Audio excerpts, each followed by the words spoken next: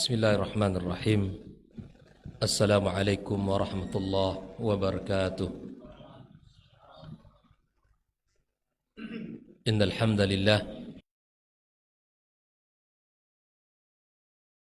yarfa'illahu alladhina amanu minkum walladhina utul ilma darajat wallahu bima ta'maluna khabir. Bismillahirrahmanirrahim. Assalamualaikum warahmatullahi wabarakatuh. Alhamdulillah wassalatu wassalamu ala Rasulillah wa ala alihi wa sahbihi wa mawala wa ba'd.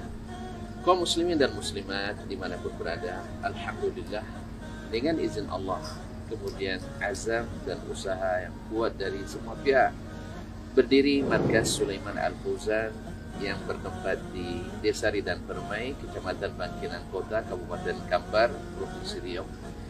Pondok pesantren ini bertujuan untuk mendidik putri-putri kita menjadi wanita-wanita salihah berdasarkan akidah yang kokoh menurut pemahaman as-salafus salih dari umat ini. Dengan ini kita berharap anak-anak kita mempunyai ilmu yang luas, wawasan yang bisa bersaing baik tingkat lokal, nasional, dan internasional. Dan tentu saja kontribusi bapak-bapak dan ibu, saudara dan saudari semua ditunggu untuk masukkan anak-anaknya, putri-putri terbaiknya di sini. Insya Allah bersama kita bisa. Wassalamualaikum warahmatullahi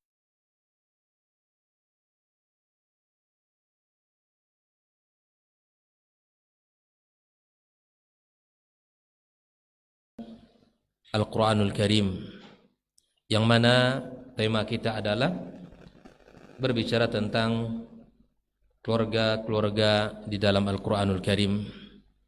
Mudah-mudahan Allah Subhanahu wa taala memberkahi kita semuanya dan memberikan kepada kita taufik di dalam mendidik anak dan keluarga kita. Semoga kita dijadikan Allah Subhanahu wa taala orang-orang yang mendapatkan keturunan dan anak yang menyejukkan mata dan pandangan kita, serta lahir dari kita orang-orang yang akan menjadi pemimpin bagi generasi yang bertakwa di masa yang akan datang. Kemudian kita mengucapkan salawat dan salam untuk Nabi kita Muhammad sallallahu alaihi wasallam, untuk keluarga beliau, para sahabat yang telah berjuang bersamanya, serta seluruh kaum muslimin yang senantiasa berada di atas jalannya sampai hari kiamat kelak. Ma'asyiral hadirin wal hadirat, pada malam ini insyaallah kita akan membahas satu keluarga mulia dalam Al-Quranul Karim. Pada pertemuan perdana dulu sudah kita ambil beberapa faedah dari keluarga Imran, yang mana Imran dari 114 surat di dalam Al-Quranul Karim yang Allah sebutkan nama surat dengan kata keluarga hanya pada Imran. Surat ketiga yang disebut dengan surat Ali Imran. Artinya apa? Keluarga Imran. Tentu sangat banyak pelajaran yang bisa kita ambil, karena Imran bukan nabi, manusia biasa, sehingga diangkatnya atau hikmah diangkatnya keluarga Imran di dalam Al-Quranul Karim paling tidak ada dua hikmah. Yang pertama, agar kita tidak mengatakan di saat kita gagal, Nabi Nuh juga gagal. Karena banyak orang hari ini mencari dalih agar dia merasa tidak salah di dalam mendidik. Ketika diingatkan dengan kegagalannya, maka lisannya sangat cepat untuk berucap, jangankan saya gagal dalam mendidik, Nabi Nuh saja gagal. Nabi Nuh alaihissalam memang diuji Allah. Di saat anaknya tidak beriman kepada Allah, Nuh minta agar Allah selamatkan anak beliau. Lalu kemudian Allah tegur Nabi Nuh alaihissalam dengan mengatakan, ya innahu amalun ghairu salih. Jadi pekerjaan anakmu itu bukanlah pekerjaan yang saleh, yang baik, karena dia tidak beriman. Dan aku peringatkan engkau wahai Nuh, kata Allah, jangan termasuk kepada orang-orang yang jahil. Yang kedua hikmahnya, agar kita tidak mengatakan pula kita tidak akan bisa mencapai derajat keluarga seperti keluarganya para nabi, karena kita bukan nabi. Nah, agar kita bisa belajar dari Ali Imran ini, dari keluarganya, ternyata mereka keluarga biasa, manusia biasa, tapi kemudian Allah abadikan kemuliaan keluarga itu di dalam Al-Quran. Inilah paling tidak dua hikmah kenapa Allah sebutkan ya keluarga Imran di dalam Al-Quranul Karim. Ini sudah kita bahas sampai istrinya melahirkan, memberi nama, menta'awuzkan dia, sampai memilihkan seorang guru, Zakaria alaihissalam. Malam ini kita akan membahas satu keluarga mulia dari keluarga Nabi Allah Subhanahu wa taala, yaitu keluarga Nabi Ibrahim alaihissalam. Bagaimana pelajaran yang bisa kita ambil dari keluarga mulia ini? Kita lihat Nabi Ibrahim alaihissalam adalah nabi yang melewati ujian Allah dengan nilai yang bagus. Nabi Ibrahim mendapatkan ujian. Dalam perjalanan dia menjadi seorang nabi sampai dia mendapatkan keturunan. Maka Allah Subhanahu wa taala gambarkan dalam surat Al-Baqarah ayat 124, wa idzibtala Ibrahima rabbuhu bikalimatin fa'atammahunna. Ingatlah ketika Ibrahim diuji oleh Rabbnya dengan beberapa kalimat. Lalu kemudian Ibrahim ini lulus ujiannya, fa'atammahunna. Ini juga pelajaran bagi kita, bagi kaum muslimin secara umum. Apapun ujian yang Allah berikan kepada kita, maka mari kita berusaha menjadi orang-orang yang lulus dengan nilai baik. Lalu kemudian Allah berkata kepada Ibrahim, qala inni ja'iluka linnasi imama. Wahai Ibrahim, aku jadikan engkau sebagai pemimpin bagi manusia.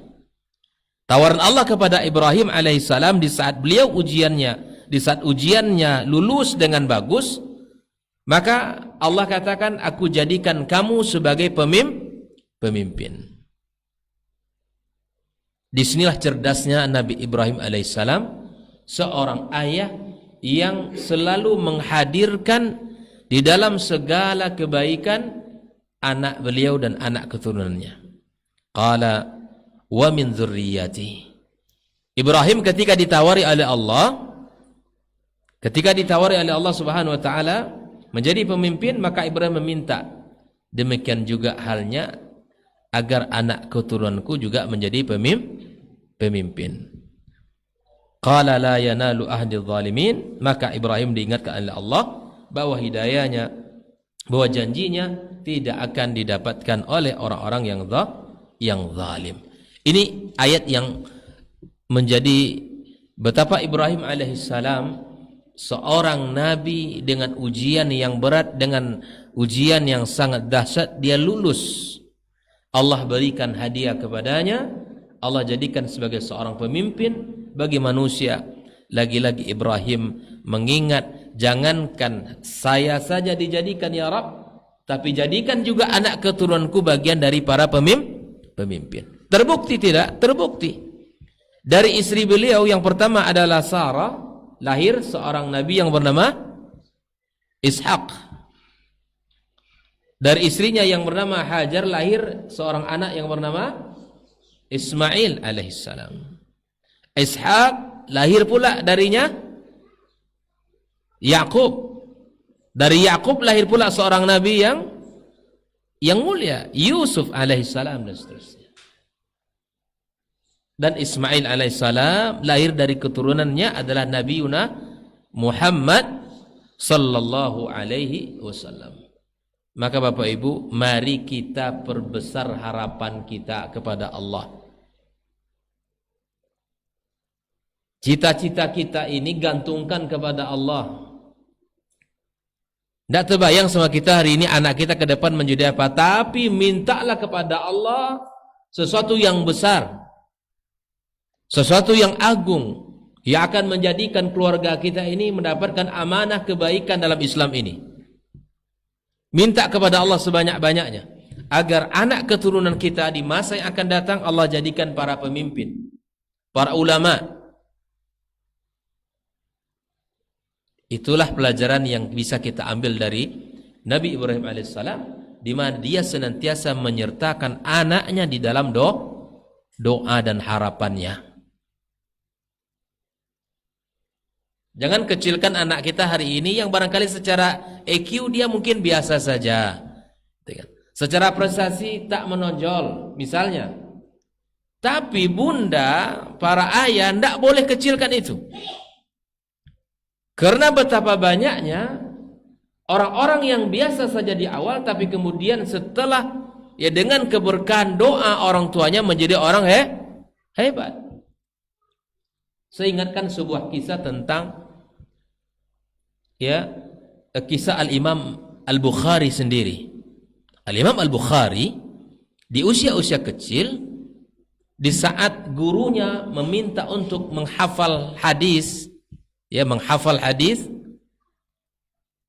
Bahkan Al-Imam Al-Bukhari kecil itu menjadi candaan, menjadi tertawaan orang-orang yang sama belajar. Karena ya hafalannya tidak seperti teman-teman yang lain. Bahkan mereka mengatakan, sudah berapa hadis kamu hafal? Baru 1 hadis. Teman-temannya ketawa. Teman-temannya ketawa.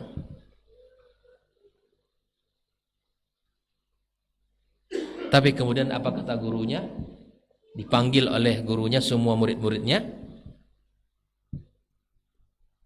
Kalian menertawakan beliau hari ini karena hanya menghafal 1 hadis. Bisa jadi suatu saat nanti kalian akan ditertawakan olehnya. Maka para guru, orang tua, jangan kecilkan prestasi anak kita apapun yang mereka dapatkan. Baik dalam proses belajar, menuntut ilmu, maka kemudian kita sebagai orang tua harus menerima dengan lapang dada. Jangan kecilkan usaha mereka telah menghafal, murajaah, ziyadah dan seterusnya, tapi kemudian masih mendapatkan nilai yang rendah misalnya. Itu jangan menjadikan kita putus asa, dan jangan jadikan kita orang tua tidak bersemangat.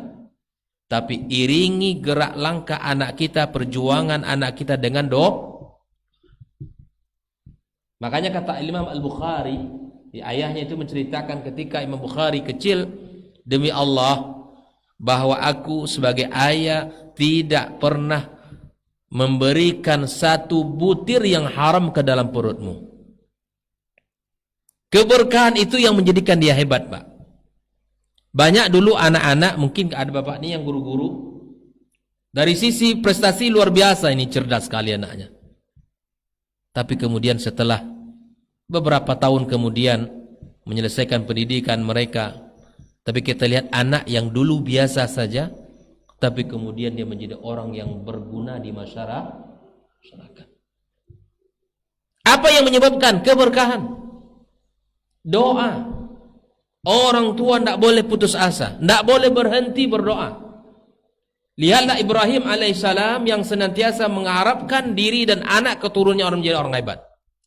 Ketika Allah tawarkan dia menjadi pemimpin, dia langsung ingat. Begitu juga untuk anak keturunan saya. Kaum muslimin, kaum muslimat rahimakumullah. Nah, di antara kisah keluarga Ibrahim alaihissalam ini, Allah abadikan juga di dalam surat Al-Baqarah ayat 127 dan 128. Ini pelajaran mahal untuk kita juga.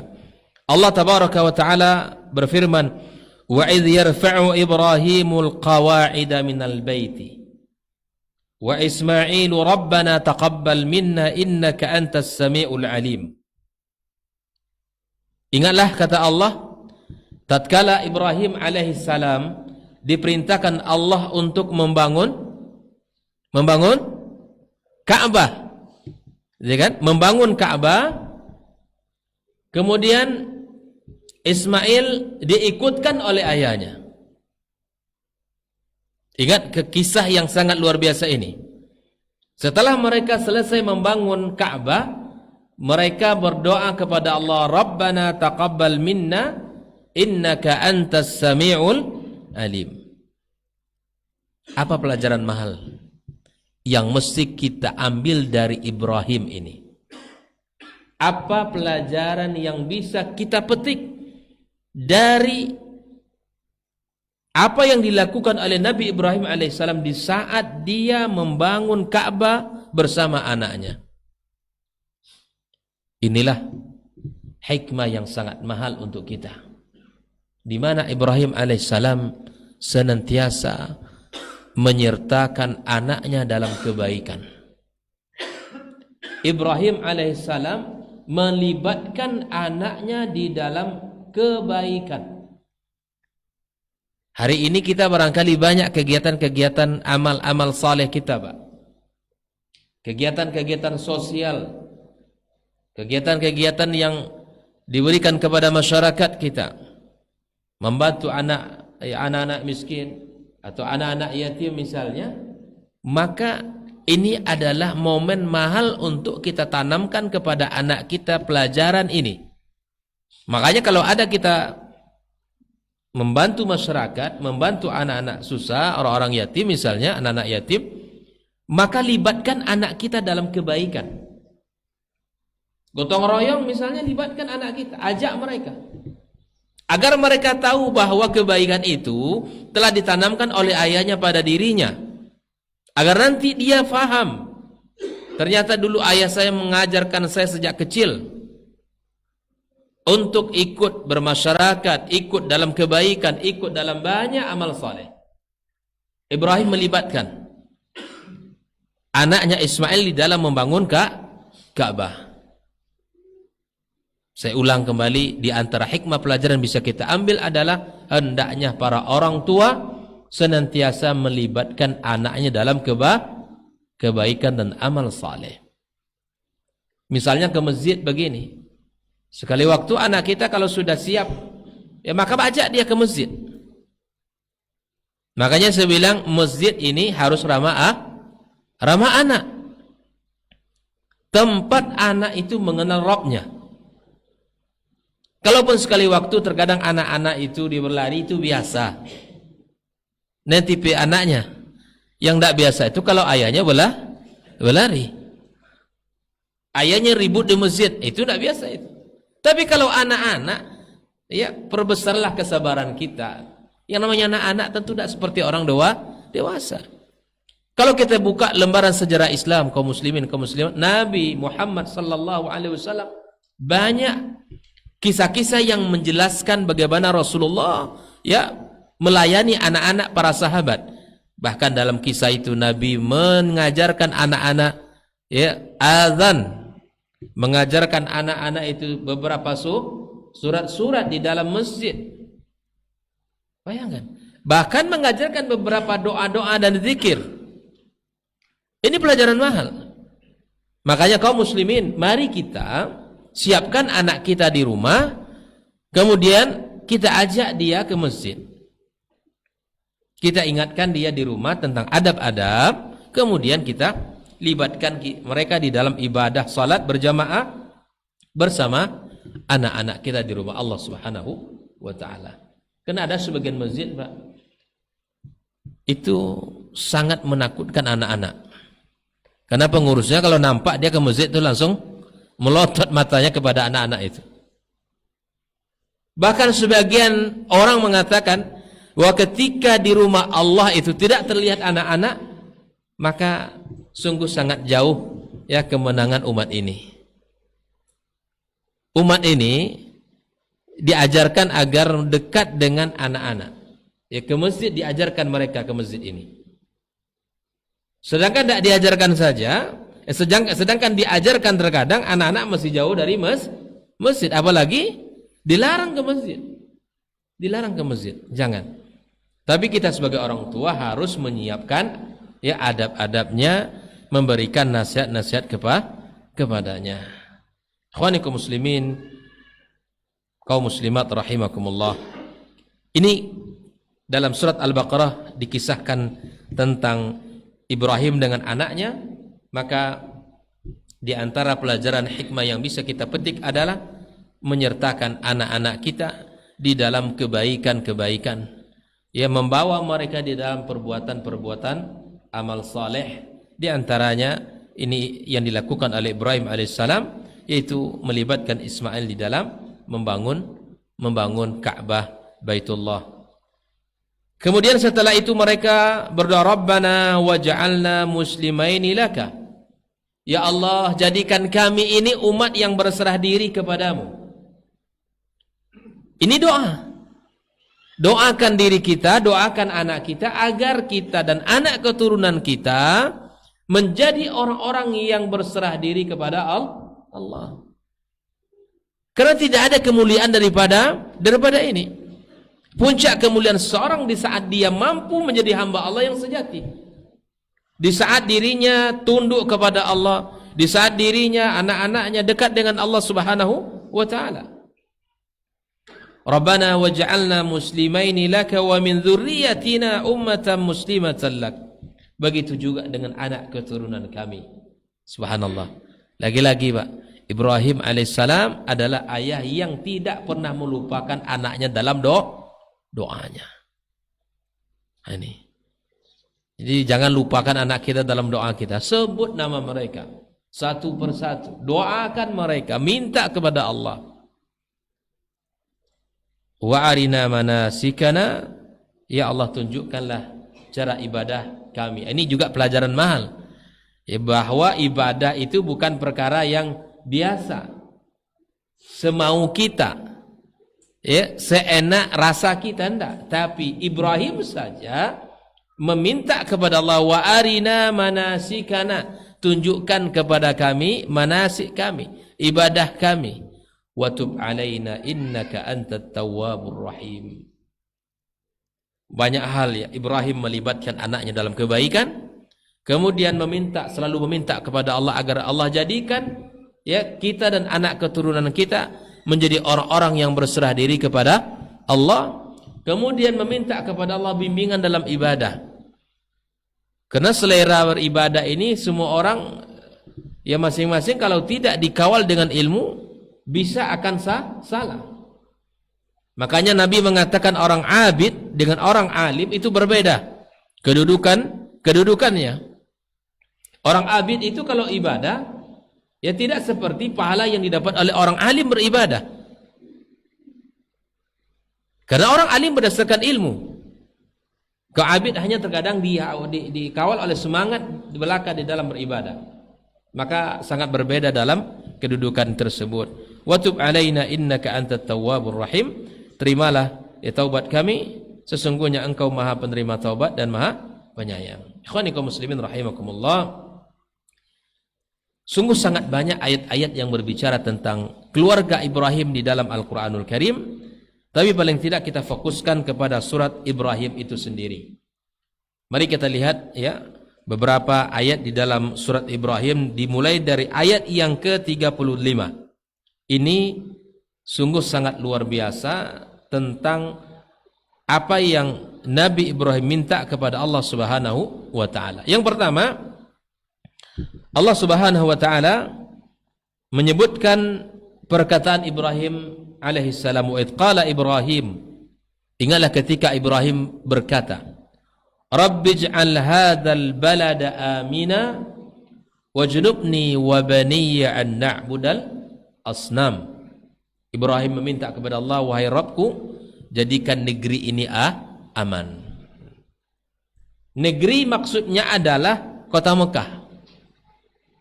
di mana Ibrahim alaihissalam hijrah ke kota Mekah dari Palestina berdasarkan ya bimbingan wahyu dari Allah tabaraka wa taala. Nabi meninggalkan kota Palestina menuju kota Mekah. Di saat beliau meninggalkan anak dan keturunannya di kota Mekah tersebut, yang pertama yang diminta Allah adalah agar Allah jadikan negeri itu negeri yang aman.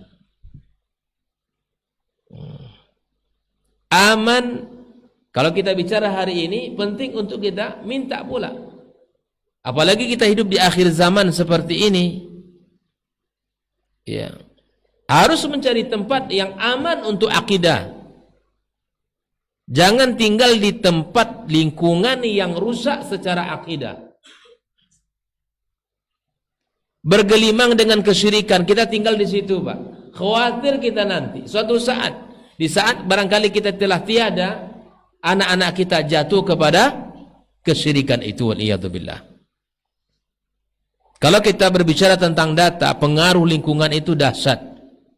Ada 3 sisi yang tidak boleh terlepas dalam pengaruh terhadap pendidikan. Pertama, rumah dia sendiri. Yang kedua adalah lembaga pendidikan. Yang ketiga adalah lingkungan. Ibarat mata rantai yang tak boleh terputus itu. Dan kita sebagai orang tua tidak bisa menahannya. Mana bisa anak kita ini pulang sekolah dikurung di rumah, bisa tidak? Gak bisa. Maka cara yang paling efektif adalah mencari tempat tinggal yang aman untuk keluarga kita dan keturunan kita. Aman untuk akidah.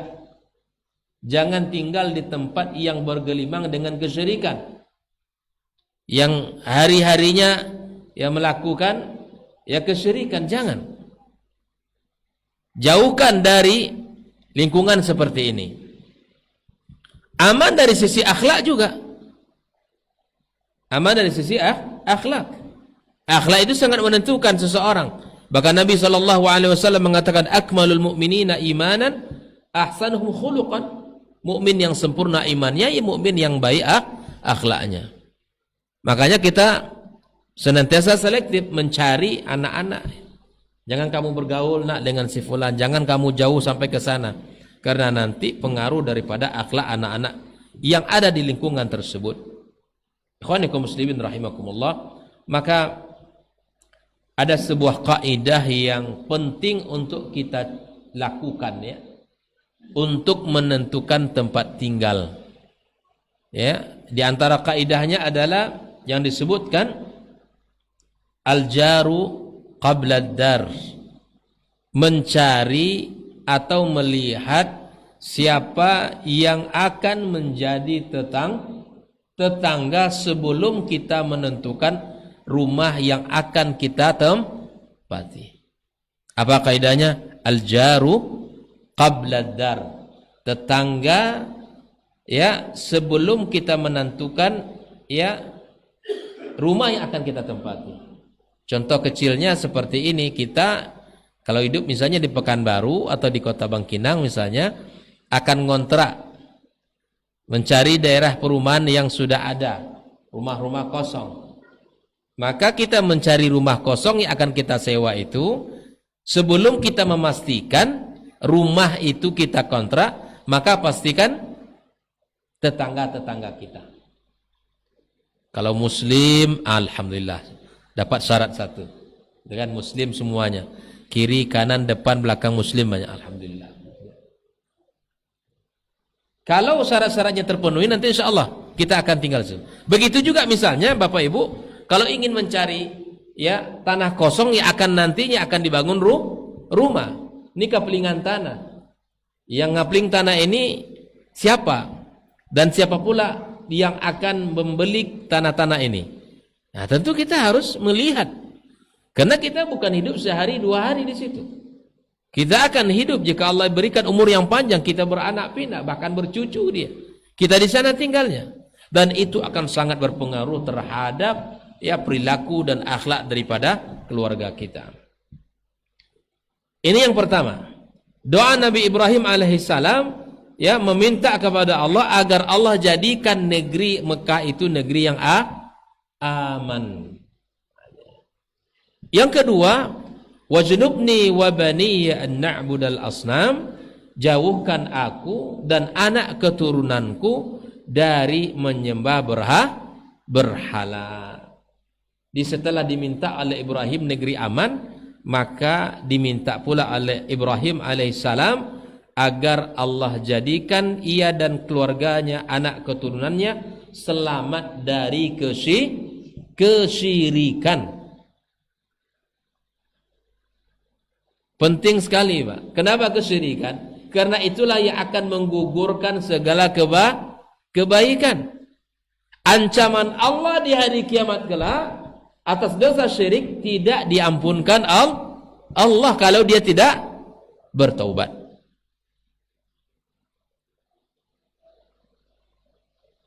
Dia bukan dosa biasa, dosa besar. Min akbaril kabair, di antara dosa-dosa yang paling besar, dosa syirik. Karena Allah tidak mau diduakan di dalam ketaatan. Allah tidak rela dan ridha kita sembah dia dan kita sembah pula yang lain. Ibarat seorang tuan yang membeli budak, kemudian budak diberikan makan, dia bekerja di tempat orang lain untuk orang lain. Apa perasaan tuannya? Tentu tidak ridha. Kita adalah diciptakan oleh Allah, diberikan segala keperluan kita oleh Allah, diberikan rezeki, diberikan kesehatan, lalu kemudian kita menyembah selain Allah Subhanahu wa taala. Waliyadu billah. Maka mintalah kepada Allah Bapak Ibu agar Allah jauhkan kita dan anak keturunan kita dari kesyirikan. Dan memang perkara kesyirikan ini sangat berhati-hati kita ya. Jangan sampai anak-anak kita dan kita sebagai orang tua pelaku syirik ini. Baik. Ya kalau di sini mungkin tidak ada, sudah mulai hilang lah insyaallah ya. Ya perbuatan seperti kalau dulu kalau bangun rumah biasanya masih ada didarahkan gitu kan, tiang rumahnya itu, bubung rumahnya masih ada sih Pak? Masih ada? Tidak ada, alhamdulillah. Makanya kalau sudah ada ilmu itu ya, insyaallah yang begitu itu sudah hilang, insyaallah taala. Atau buka lahan baru agar nanti berusaha selamat, kemudian usaha yang dikerjakan itu berhasil, maka kemudian dipotong, kemudian dihadiahkan dan seterusnya. Ini perbuatan syirik. Itu mungkin dulu ya Pak ya. Sekarang sudah tidak ada insyaallah. Kalaupun ada. Dan masih banyak yang lain. Kalau beli kendaraan, mobil atau motor, di sebagian tempat masih ada. Itu dibantai ayam, darahnya diberikan mungkin ke bannya atau seterusnya. Dan lain sebagainya. Atau anak-anak yang baru lahir, masih ada digantungkan di leher atau di lengan atau di mana lagi? Di pinggang, macam-macam. Apa nama kalau di situ? Tangkal ya? Tangkal bahasa kita itu, bahasa Indonesia itu tangkal. Itu tidak dibolehkan. Kalau ada keluarga-keluarga kita masih seperti itu, kasih tahu. Bagaimana caranya agar anak kita ini tidak diganggu oleh makhluk-makhluk yang jahat? Ta'awuzkan. Sebagaimana Rasulullah sallallahu alaihi wasallam menta'awuzkan anak dan cucunya Hasan dan Husain, u'idukuma bikalimatillahi tamati min syarri ma khalaq min kulli ainin lama wa min kulli syaitanin wahama. Itu sudah selesai. Ditawuzkan pagi hari, kemudian ditawuzkan di sore hari. Insyaallah cukup. Tidak perlu kita yang lain-lain. Apa yang dicontohkan Nabi itu adalah yang terbaik. Kaum muslimin rahimakumullah. Ibrahim alaihissalam di dalam doanya kepada Allah mengatakan, Rabbi innahunna adlalna katsiran minan nas. Sesungguhnya berhala-berhala itu adalah sudah banyak menyesatkan manusia. Faman tabi'ani fa innahu minni wa man asani fa innaka ghafurur rahim. Dulu kesyirikan itu ada pada berhala. Tapi hari ini saya ingatkan satu kondisi masyarakat kita yang hari ini mereka melakukan seakan-akan itu hal yang biasa. Di antara perkara yang viral hari ini, para artis ya sebagian di negeri ini menggunakan boneka yang diisi dengan ruh. Apa namanya, Bang? Hah? Apa namanya tadi? Hah? Boneka arwah. Kalau bahasa kerennya apa? Spirit doll ya. Jadi mereka hari ini Bapak Ibu di kota-kota besar sebagai artis sekarang itu boneka diisi ruh. Diisi ruh. Boneka. Kalau dulu seperti orang kampung, kalau bahasa ya kayak mirip jelangkung itulah. Hari ini Pak, ini marak di negeri kita. Boneka diisi semacam ruh di dalam. Ini tentu tidak dekat dengan akidah kita. Ini kesyirikan. Alhamdulillah MUI pusat telah mengeluarkan bahwa ini merupakan perbuatan syirik yang tidak dibenarkan dalam Islam. Nah, berhati-hati kita jangan sampai kita melakukan anak keturunan kita seperti ini. Negeri kita ini kan negeri yang terkadang aneh-aneh, Pak. Dulu sempat sebelum ini ajakan agar tidak punya anak kalau sudah berkeluarga. Disebut dengan ungkapan free child. Ya, bebas anak. Atau child free misalnya dalam bahasanya itu disebut dengan seperti itu. Ya, bahwa menikah nggak apa-apa, tapi nggak perlu punya anak. Syariat ini, ya kenapa kita disuruh oleh Nabi kita menikah? Yatazawwajul waludal wadud.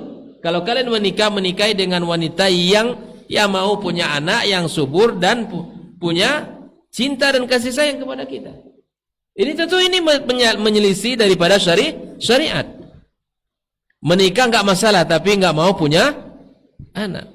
Ini juga digaungkan. Ya, ini sekarang muncul pula lagi boneka arwah, boneka yang diisi dengan ruh. Ya kayak boneka, anak aja lah diurus gitu kan. Kenapa harus boneka itu pula? Nah tentu ini dan harga ndak murah pula Pak. Harganya mahal. Dan itu perkara-perkara yang syirik. Kalau dulu kata Nabi Ibrahim, sesungguhnya berhala-berhala itu banyak menyesatkan. Nah kalau sekarang banyak juga. Ya, berhalanya sudah berubah wujud. Di handphone kita banyak berhala juga. Sekarang apalagi marak di sebagian ya orang-orang yang mengetahui itu bentuk-bentuk games anak-anak itu sangat luar biasa. Ada yang berupa kesyirikan-kesyirikan di sana. Ada sebuah game, dia mampu menaklukkan lawannya kalau dia harus bersujud dulu ke sebuah patung besar. Ini bahaya, Pak. Bahaya. Ini kalau anak ini tiap hari main game seperti ini, kemudian dia akan tumbuh persepsi, yakin dia akan melakukan apa yang ada yang lihat di permainan itu. Ada sebuah game, dia bisa menaklukkan apa namanya? Anda nak tahu apa namanya nih? Dia bisa menaklukkan lawannya kalau dia mau sujud dulu. Bayangkan tuh Bapak Ibu. Ini bahaya. Makanya handphone ini berhati-hati kita kepada anak-anak kita ya.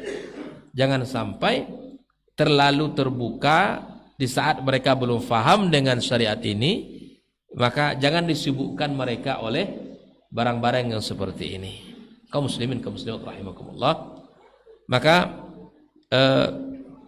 ini adalah doa Nabi Ibrahim alaihissalam bahwa dia minta negeri ini aman, dijauhkan dari kesyirikan, dan Nabi Ibrahim ingatkan bahwa berhala-berhala itu adalah banyak sekali menyesatkan manusia dari tauhid, dan mudah-mudahan ya negeri kita ini, anak keturunan kita khususnya ya terbebas dari kesyirikan ini ya, terbebas dari kesyirikan.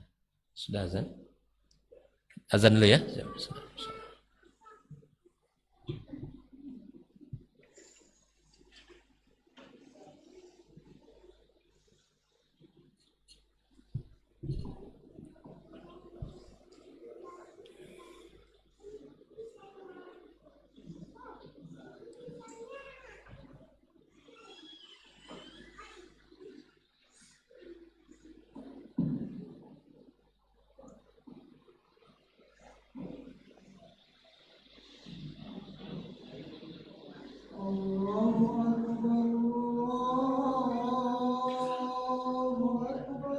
Allah.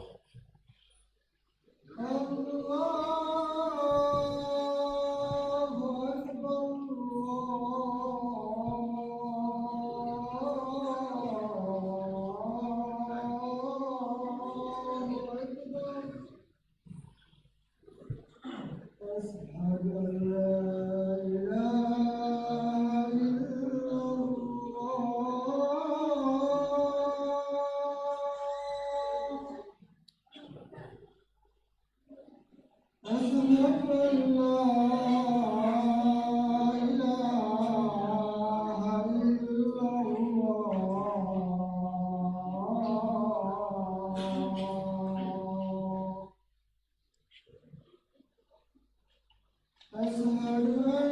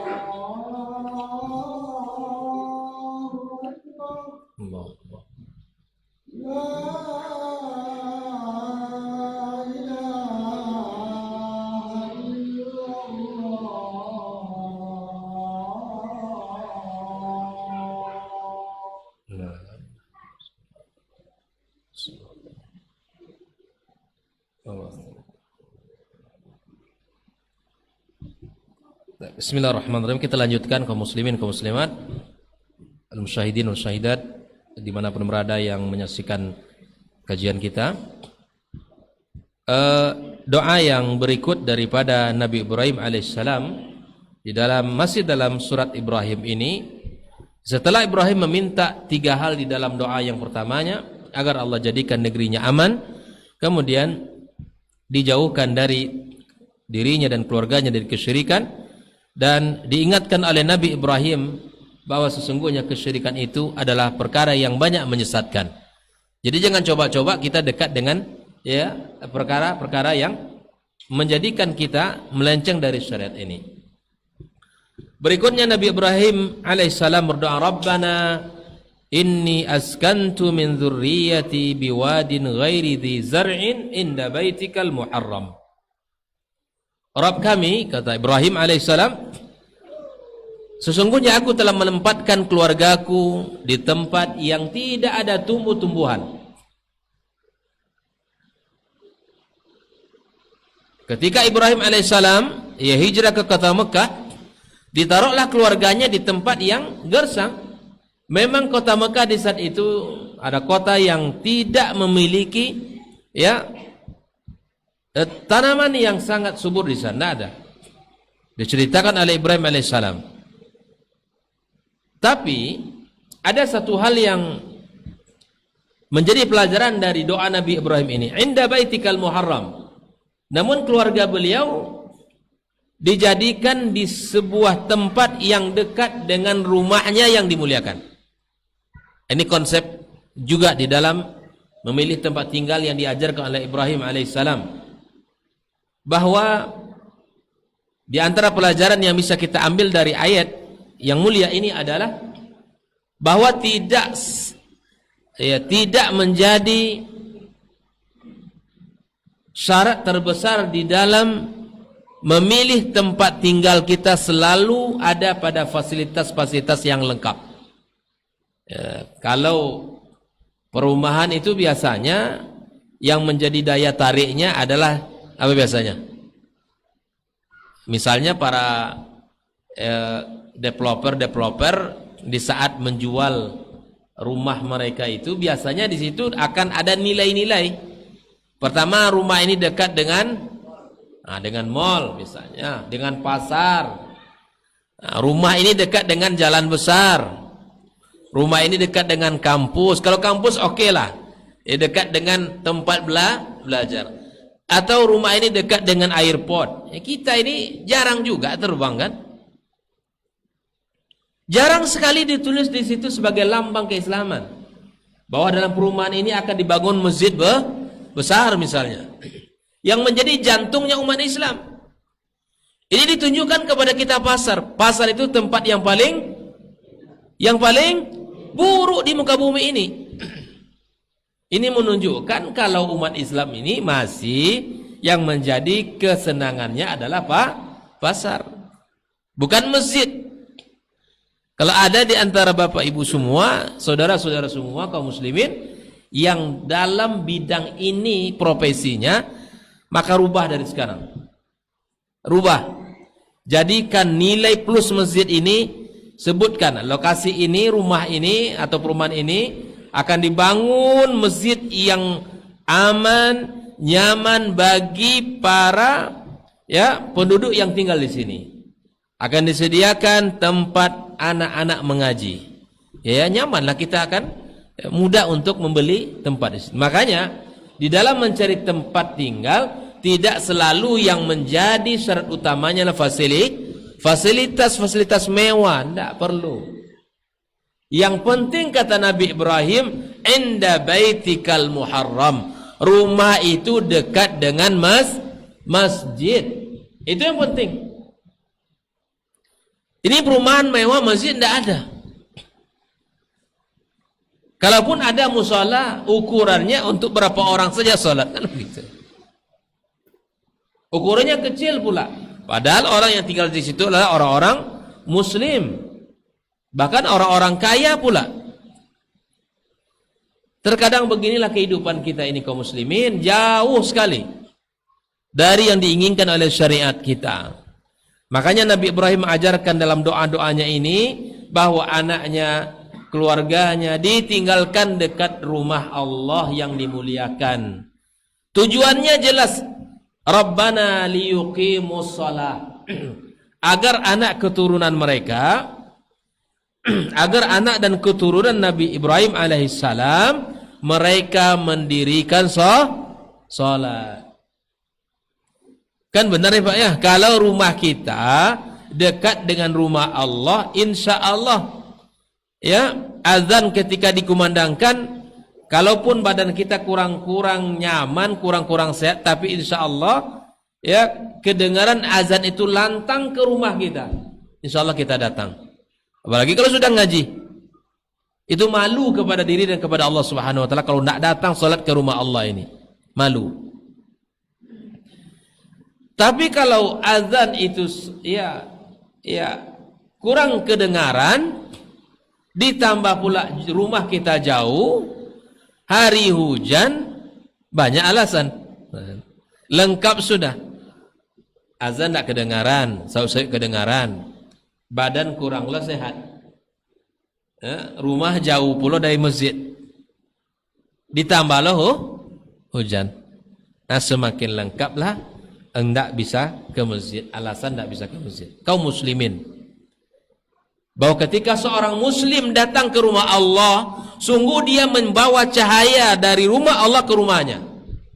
Karena kata Allah, masjid itu adalah tempat ya di mana Allah izinkan untuk diangkat asma, disebutkan namanya. Ayat ini disebutkan dalam surat An-Nur. Arti An-Nur itu apa? Cahaya. Makanya orang yang berangkat ke rumah Allah, sholat 5 waktu, suaminya, anak laki-lakinya, maka di saat suaminya pulang dari masjid, dia membawa cahaya itu ke rumahnya. Makanya rumah tangga yang tidak dekat dengan rumah Allah, itu dia khawatirkan. Dikhawatirkan rumah tangganya itu tidak ada cahayanya. Bagaimana mungkin akan lahir di rumah itu anak-anak yang hebat, anak-anak yang takut kepada Allah, sementara penghuninya mereka tidak takut kepada Allah Subhanahu Wa Taala. Makanya jangan dikatakan keluarga itu hebat, Pak, kalau keluarga itu tidak dekat dengan rumah Allah. Ukuran keluarga ini beriman, lihat orang-orang di dalamnya. Bukankah Nabi mengatakan, idza ra'aitar rajula ya'tadul masjida fashhad lahu bil iman.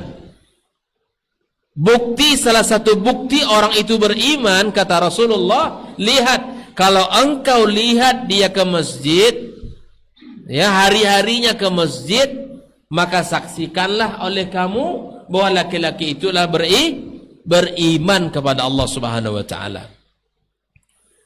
Masalah ke masjid ini bukan masalah ukuran ya sehat dan besar otot, bukan. Ini masalah ke masjid ini masalah iman. Banyak orang kalau disuruh lari ratusan kilo bisa, tapi berjalan hanya beberapa kilo saja dari rumahnya menuju masjid ini, itu tidak bisa. Karena ukurannya bukan pada ototnya, ukurannya bukan pada fisik. Ukuran seseorang bisa ke masjid itu adalah iman kepada Allah Subhanahu Wa Taala. Kalau kita lihat surga juga demikian. Kata Rasul sallallahu alaihi wasallam, "Ala inna sil'atallahil ghaliyah." Ketahuilah bahwa dagang Allah itu mahal. Ala inna sil'atallahil jannah. Dagang Allah itu adalah surga. Surga memang mahal, tapi insya Allah orang-orang miskin pun bisa membelinya. Karena surga bukan terletak pada harganya, tetapi pada nilai surga itu adalah ada pada ketakwaan seseorang. Makanya tidak khawatir kita. Orang-orang yang miskin jangan cemas, insya Allah dia bisa beli surga. Karena surga bukan pada harganya, tapi surga itu terletak pada nilainya. Nilai surga itu adalah ketakwaan dan keimanan kita kepada Allah Tabaraka wa Ta'ala. Kaum muslimin rahimakumullah. Makanya kaum muslimin, orang-orang yang keluarganya senantiasa dekat dengan masjid, maka insya Allah dia menjadi keluarga-keluarga yang mendapatkan naungan cahaya Allah Subhanahu wa Ta'ala. Rabbana liyuqimus salah. Lalu kemudian Nabi Ibrahim berkata, faj'al af'idatan minan nasi tahwi ilaihim. Jadikan hati-hati manusia condong ke mereka. Makanya Pak, hari ini kota Mekah itu kota yang dirindukan oleh setiap orang. Ini berkat doa Nabi Ibrahim alaihissalam. Di antara bapak-bapak, ibu-ibu yang sudah berangkat haji atau umroh sekali misalnya, pasti kalau ditanya mau berangkat lagi tak? Jawabannya kira-kira apa? Insya Allah mau, Ustaz. Karena menjadi kota yang dirindukan, tempat yang dirindukan dalam kehidupan kita. Ini berkat doa Nabi Ibrahim AS. Warzuqhum minas samarati la'allahum yashkurun, dan beri mereka rezeki agar mereka menjadi orang-orang yang bersyukur. Ini pelajaran juga di dalam urutan berdoa. Ya, jadi berdoa itu ya, kalau kita, inilah bedanya dengan Nabi Ibrahim. Nabi Ibrahim meminta kepada Allah, ya Allah, agar Allah jadikan ya tempat tinggalnya aman, dijauhkan dari kesyirikan. Ya Allah, ku jadikan mereka ini di tempat yang dekat dengan rumahmu, walaupun tempat ini tidak ada kehidupan, tapi dekat dengan rumahmu. Baru dia minta setelah itu agar Allah berikan rezeki kepada anak-anaknya, agar mereka menjadi bersyukur kepada Allah. Nah, kalau kita minta pertamanya apa? Nah, inilah terbalik. Minta rezeki yang lapang, rezeki yang luas, yang banyak. Bahkan dalam doa akidah kesyirikan itu tidak pernah kita minta agar Allah jauhkan. Padahal Nabi Ibrahim mengajarkan itu. Yang pertama diminta itu agar Allah selamatkan akidah anak-anaknya. Oleh itu kaum muslimin, mari kita rubah pola doa kita. Minta selamatkan ya Allah anak keturunan kami dari kesyirikan. Minta agar Allah jaga mereka dari penyimpangan-penyimpangan, ya. Lalu setelah itu terakhir mintalah ya kepada Allah agar Allah berikan rezeki. Dan tujuan rezeki pun juga dijelaskan, la'allahum yashkurun, agar mereka bersyukur. Adanya rezeki untuk disyukuri, bukan untuk disombongkan, bukan untuk dibangga-banggakan, enggak. Tapi rezeki Allah hadirkan agar kita menjadi hambanya yang bersyukur pada Allah Subhanahu wa ta'ala. Kemudian kita lanjutkan sedikit lagi ya. Rabbana innaka ta'lamu ma nukhfi wa ma nu'lin wa ma yakhfa 'ala Allahi min syai'in fil ardi wala fis sama.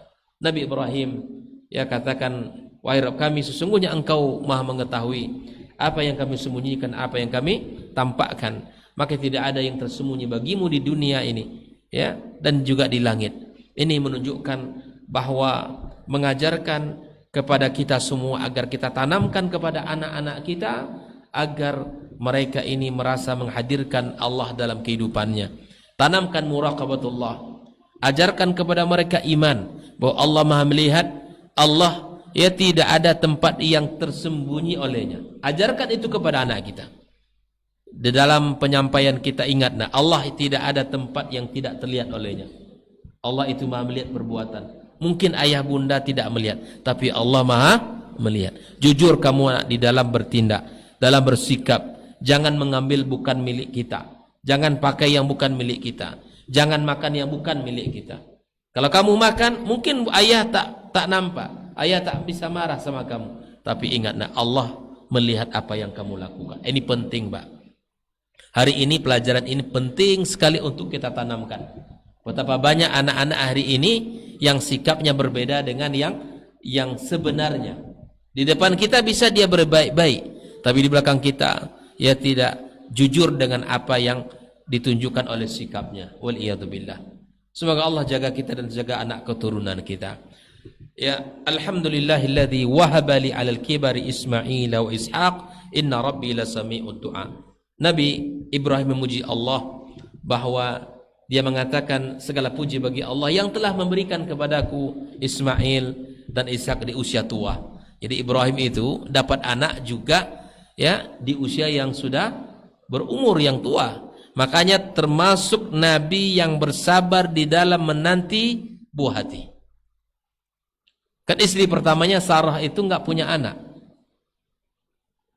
Pulang dari Mesir dihadiahkan seorang pembantu budak yang bernama Hajar. Hajar ini baik, pembantunya baik. Sampailah Sarah menyuruh Ibrahim alaihissalam untuk menikahi Hajar. Jadi kisah suami disuruh istri menikah lagi itu sudah ada sejak zaman dahulu. Kalaupun sekarang tidak ada lagi. Ada, Bang. Ada juga istrinya menyuruh, Bang, nikahlah. Ya. Tapi jangan dikira kalau sudah disuruh selesai cerita. Jangan dikira itu. Ambo kan disuruh oleh orang tua, mau oleh bin Yambo menikah. Jangan disimpulkan kalau sudah disuruh menikah lagi berarti sudah habis masalah. Justru di antara sebab Ibrahim alaihissalam diperintahkan Allah hijrah ke kota Mekah itu apa? Di antara sebabnya adalah kecemburuannya Sarah kepada Hajar. Cemburu, apalagi Hajar sudah hamil dan punya anak. Kecemburuan luar biasa, akhirnya ya Allah perintahkan Nabi Ibrahim untuk pindah ke kota Mekah, diantarkan anak dan istrinya di sana. Ismail ketika itu masih kecil. Kecemasan seorang suami ada, sehingga Hajar mengatakan di saat-saat sulit yang sangat menyedihkan itu, sampailah lisan Hajar berkata kepada Ibrahim, apakah Allah yang menyuruh kamu wahai Ibrahim? Apakah Allah yang menyuruh kamu meletakkan kami di sini, meninggalkan kami di sini? Di saat Ibrahim alaihissalam yang merasa sedih meninggalkan anak dan istri di situ, tapi dia mendengarkan kalimat itu dari istrinya, maka mulailah semangat Ibrahim. Maka Ibrahim menoleh kepada istrinya. Kan dalam kisah itu disebutkan istri Ibrahim itu tidak lama-lama sampai di Mekah, kemudian diturunkan, tidak banyak bicara, sampai Hajar berkata itu kepadanya, apakah Allah yang menyuruh kamu wahai Ibrahim? Maka Ibrahim mengatakan, na'am, idzan, kata dia, kalau demikian halnya wahai suamiku, maka pergilah kamu, Allah tidak akan sia-siakan kami di sini. Bayangkan. Itu kalimat yang menguatkan Ibrahim alaihissalam. Makanya hadirnya seorang istri itu sebenarnya tujuannya adalah menenangkan suami dalam segala kondisi dan keadaan. Ayat Ar-Rum ayat 21 itu apa artinya? Ayat yang sering dibaca kalau orang menikah itu, wa min ayatihi an khalaqa lakum min anfusikum azwajan litaskunu ilaiha. Di fungsi istri itu menenangkan. Fungsi istri itu menenangkan, bukan menambah masalah. Fungsi istri itu wahai ummahat adalah menenangkan suaminya. Dan ini terbukti di saat Rasulullah sallallahu alaihi wasallam gundah, risau, takut di saat menerima wahyu pertama itu. Rasul pulang dalam keadaan menggigil. Datanglah Khadijah radhiyallahu taala anha menenangkan Rasulullah sallallahu alaihi wasallam. Dua yang dilakukan oleh Khadijah. Yang pertama adalah mengucapkan dengan kata-kata. Menenangkan Rasulullah dengan kata-kata. Diingatkan kebaikan Nabi. Kamu itu wahai Rasulullah, kamu itu orang baik. Kamu itu orang yang suka membantu orang. Kamu itu orang yang suka bersilaturahim. Kamu itu orang yang sangat penyayang. Diingatkan dengan kata-kata oleh istrinya Khadijah. Setelah kata-kata itu dipujinya Nabi alaihissalam, dipeluknya. Fadammanathu ila sadriha. Jadi Rasulullah itu ditenangkan dengan dipeluknya erat oleh Khadijah radhiyallahu taala anha. Para ummahat, lakukanlah dua hal ini. Kalau suami dalam keadaan gelisah, dalam banyak masalah, tenangkan pikirannya, tenangkan jiwanya, puji suaminya, sebutkan kebaikan-kebaikan suami, ingatkan dengan perjuangan yang telah ia lakukan. Kemudian jangan jauh-jauh darinya, dekat-dekat dengan pasangannya, dekat-dekat dengan suaminya. Peluk, berikan kehangatan kepada suami sehingga suami itu betul-betul mendapatkan litaskunu ilayya, agar engkau tenang bersama pasanganmu. Mudah-mudahan kita semua termasuk orang-orang yang Allah berikan doa-doa yang mustajab di dalam permohonan kita. Anak-anak yang saleh dan salehah, anak-anak yang menjadi penyejuk mata kita bersama, anak-anak yang kita harapkan menjadi pemimpin-pemimpin bagi orang-orang yang bertakwa kepada Allah Subhanahu wa taala. Inilah sekilas tentang keluarga Ibrahim alaihissalam. Masih banyak ayat-ayat yang bicara tentang keluarganya, namun insyaallah di lain waktu kita akan lanjutkan pembahasannya. Dan mudah-mudahan apa yang sudah kita bahas pada malam yang berbahagia ini insyaallah menjadi pelajaran mahal untuk keluarga kita bersama, untuk perbaikan dari segala kekurangan kita. Dan mari kita senantiasa belajar dari generasi-generasi orang-orang, ya, para keluarga-keluarga yang Allah sebutkan di dalam Al-Quranul Karim, karena mereka itu adalah orang-orang yang telah, ya, Allah pilihkan, orang-orang terbaik yang Allah hadirkan di muka bumi ini. Nah, Allah abadikan kisah mereka di dalam Al-Quranul Karim. Wallahu ta'ala alam bissawab. Terima kasih atas segala perhatiannya. Ada pertanyaan? Manakah yang lebih afdal Ustaz, mendengarkan kajian langsung di masjid atau di rumah saja karena seorang wanita? Baik. Karena yang bertanya ini wanita, yang pertama, kalau seandainya, ya, hadir di dalam majelis ilmu itu lebih afdal. Kalau seandainya memungkinkan. Kalau seandainya yang bertanya ini seorang wanita yang sudah memiliki suami, maka hendaklah minta izin kepada suami untuk hadir, ajak suami sekalian. Ajak suaminya hadir, duduk dalam majelis ilmu, bersama-sama dalam majelis ilmu. Karena di dalam majelis ilmu itu banyak kebaikan. Kata Rasul sallallahu alaihi wasallam, "Wa mastama'a qaumun fi baitin min buyutillah", tidaklah berkumpul sekelompok orang di rumah Allah membaca ayat Allah Subhanahu wa taala, illa nazalat alaihimus sakinah, ketenangan akan didapatkan. Wa ghasyiyatuhumur rahmah, rahmat Allah akan turun kepada mereka. Wa hafathumul malaika, malaikat Allah akan bersama mereka. Kemudian Allah sebut wa dzakarahumullah fi man inda, Allah sebut mereka-mereka yang duduk dalam majelis itu di hadapan para makhluk yang ada di atas arsana. Namun kalau seandainya, ya, di rumah dan tidak bisa berangkat ke masjid, itu insya Allah tidak mengapa.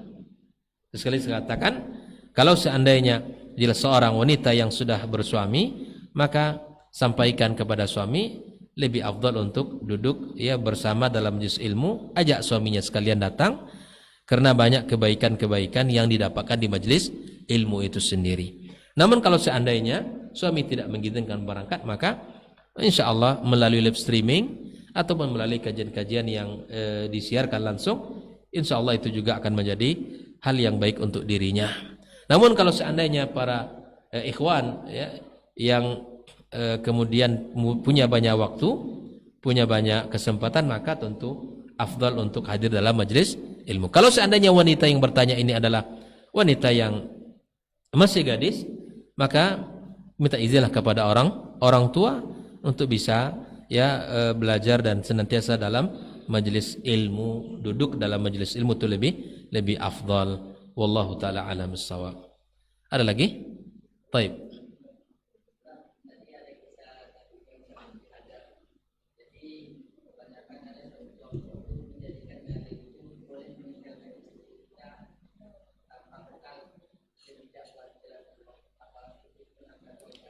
Baik.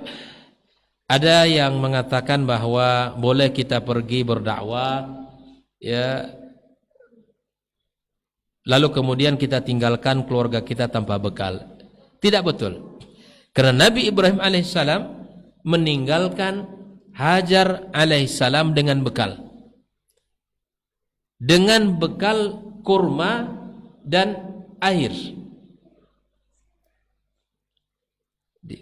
Tanggung jawab kita bukan hanya berdakwah, tapi tanggung jawab kita terhadap keluarga kita juga utama. Tinggalkan anak kita, keluarga kita dalam bekal yang cukup. Selama kita, ya, keluar di dalam berdakwah kepada Allah Subhanahu wa taala. Jadi pemahaman bahwa kita tinggalkan mereka kepada Allah yang maha kaya, kita pergi, kemudian anak kita tidak kita titipkan uang belanja, uang jajan atau uang keperluannya, maka tentu ini tidak benar. Ini tawakal yang salah di dalam pemahaman para ulama. Karena tawakal itu kita bersiap diri, kemudian kita titipkan kepada Allah Subhanahu wa taala anak kita, keluarga kita, agar Allah jaga mereka, agar Allah ya selamatkan mereka. Jadi ungkapan bahwa kita harus berdakwah, kemudian kita tinggalkan anak kita ya kelaparan, kemudian tidak ada uang yang bisa untuk digunakan mencukupi kehidupan mereka, ini tidak benar. Nabi Ibrahim itu tinggalkan kebutuhannya, ya dicukupkan sesuai dengan kebutuhannya. Jadi dia tidak ditinggalkan kosong begitu saja. Di dalam kitab sirah disebutkan Ibrahim meninggalkan beberapa kurma ya sebagai bentuk ya makan kebutuhan mereka, kemudian beberapa ya, bekal-bekal yang lain yang ditinggalkan untuk keluarganya. Allah taala alim shawab. Ustaz, ada pertanyaan, apakah berdosa bagi orang yang memotong jenggotnya? Terima kasih atas jawaban. Nah, ini masalah jenggot nampaknya. Yang pertama ya, a'ful liha, yaitu adalah salah satu sunnah Rasulullah sallallahu alaihi wasallam. Dan ini adalah simatur rijal. Ini adalah tanda daripada tandanya laki-laki. Makanya ketika ya kita berbicara tentang bab ini, maka Nabi sallallahu alaihi wasallam mengatakan ya wa'ful liha, jaga jenggotnya. Jadi kalau kita mengatakan mencintai Rasulullah sallallahu alaihi wasallam, maka kita harus memelihara jenggot kita berapapun adanya. Berapapun adanya. Tidak ada yang lebat sekali nampaknya. Berapapun adanya, syukuri. Masya Allah orang tua kita ini. Ya, berapapun ada, syukuri. Karena masing-masing kita tidak sama. Nah oleh itu, kalau sudah Allah berikan, maka kita pelihara. Ya, walaupun ada dalam hadis itu kan al-qabd itu ya, memotongnya bukan di sini, tapi di sininya. Ini memotong, ini kali ini tidak bisa dipegang ini kan. Ya ini cuman kalau bahasa kawan kata jenggot Pancasila 5 lembar cuman gitu. Tapi peliharalah itu, syukuri, alhamdulillah, nikmat pada Allah SWT. Ya, kalaupun ada yang besar ingin merapikan, ya itu tadi, rapikannya di bawah, bukan yang di atas. Kalau di atas itu bukan merapikan lagi namanya, adalah memotong atau mencukurnya. Maka ikhwani kaum muslimin rahimakumullah, karena ini adalah bagian dari sunnah-sunnah Rasulullah, maka kita mengambil, memakai, dan kita ittiba' lin Nabi sallallahu alaihi wasallam. Ittiba' lin Nabi sallallahu alaihi wasallam, kita pelihara jenggot kita. Karena tidak ada Nabi dan Rasul kecuali dia berjenggot. Ya, maka Nabi SAW telah menyuruh itu. Jangan sampai kita ya menyelisihinya dalam bab ini. Tapi kalaupun, sekali lagi, kalaupun ada misalnya yang masih belum mampu untuk menjaga jenggotnya, jangan sampai pula kita tidak menyapa. Jangan sampai, ini saya katakan sama dalam bab isbal juga demikian. Para ikhwah sekalian, ya, bahwa kalau bicara tentang isbal, jelas di atas mata kaki itu sunnah. Itu sunnah, itu sepakat itu. Tapi yang tidak sepakat adalah, yang khilaf adalah apa yang melewati mata kaki. Ada dua hukum. Yang pertama makruh. Makruh melebihi mata kaki. Itu jumhur ulama. Terserah itu mengatakan jumhur ulama. Ada yang mengatakan haram.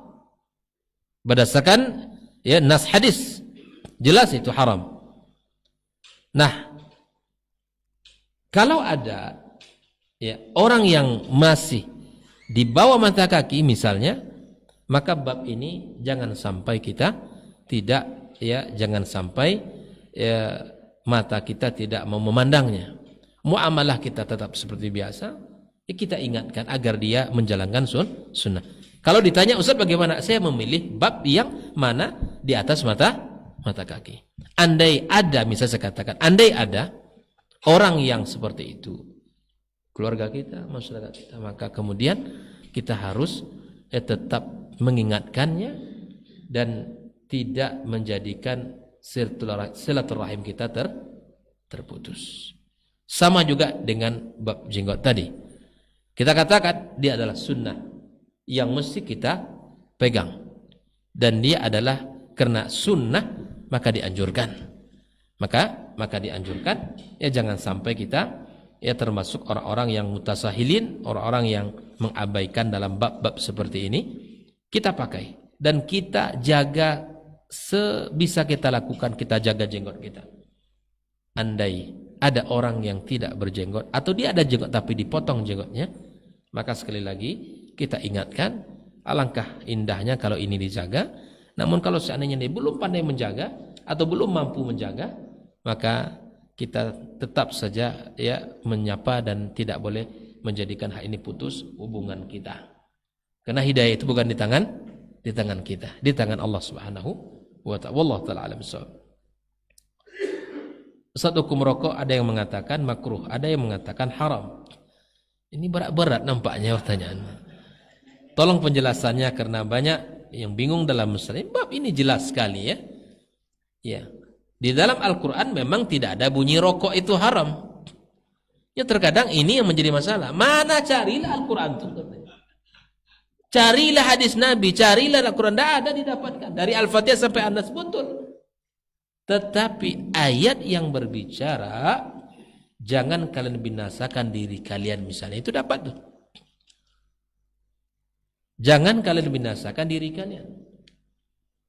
Karena hari ini sepakat tidak kita? Kalau kita lihat ya dibungkus rokok itu kan banyak peringatan. Tapi biasanya peringatan itu bagi yang berakal biasanya. Fa'tabiru ya ulil absar, ya ulil albab, gitu kan? Ambillah pelajaran bagi orang-orang yang berakal, yang punya ilmu, yang punya pandangan. Jadi tengok kulit rusaknya. Jadi baca, bahkan dulu gambar kulit rokok dulu bagus. Kini lah dibuat gambar yang berlubang sih kan? Iya apa ya? Zaman dulu, masya Allah, tidak ada begitu-gitu. Mulus, hanya peringatan saja. Merokok dapat merusak ya kesehatan dan seterusnya. Banyak sekali disebutkan penyakit. Sekarang tidak ada itu lagi, tidak cukup dengan peringatan, tapi ditambah dengan gambar. Ditambah dengan gambar tidak juga lagi. Ya berhenti. Ya tentu kayak tadilah. Biasanya i'tibar itu bagi orang yang berakal. Sampai ada orang yang itulah tadi, jangan dibaca, jangan ditengok gambarnya. Ya akhi fillah. Jadi kapan lagi kita harus belajar untuk menjaga diri kalau kita tidak mulai hari ini? Ya. Lakukanlah perkara yang bermanfaat. Jelas. Buat perbuatan ini perbuatan yang haram. Merusak diri itu dilarang dalam Islam. Menyakiti diri itu dilarang dalam Islam. Merokok salah satu bentuk merusak diri. Ada enggak satu saja ya kebaikan dari merokok disebutkan? Kan ada di situ. Rata-rata adalah akibat buruk dari rokok itu. Jelas. Masalahnya yang memfatwakan makruh itu biasanya perokok juga kan begitu. Itu masalahnya. Jadi fatwa itu berdasarkan ya, kondisi dan keadaannya. Oleh itu ikhwanikum muslimin, jelaslah bahwa rokok perkara yang tidak ada manfaatnya, bahkan perkara yang merusak diri kita, ya merusak kantong kita. Bayangkan sekarang berapa rokok harganya? Nggak ada yang tahu nampaknya, karena tidak perokok ya. Alhamdulillah. Ya, bayangkan berapa uang habis. Apalagi penghujan jelek ini. Harga karet tidak mahal. Sekali menjual sedikit dapat, habis itu rokok. Coba kita berpikir kaum muslimin ya secara praktis, logis dan asas manfaat. Cobalah. Insyaallah tidak ada yang meragukan kalau rokok itu haram. Jelas sekali banyak ayat-ayat yang bicara tentang kita harus menjaga diri kita, harus menjaga ya keluarga kita, dan jangan kita membinasakan diri kita dan keluarga kita. Allah taala bisawab, mudah-mudahan ada manfaatnya. Semoga Allah SWT berkahi pertemuan kita. Subhanakallahumma bihamdika asyhadu an la ilaha illa anta astaghfiruka wa atubu ilaik. Assalamualaikum warahmatullahi wabarakatuh.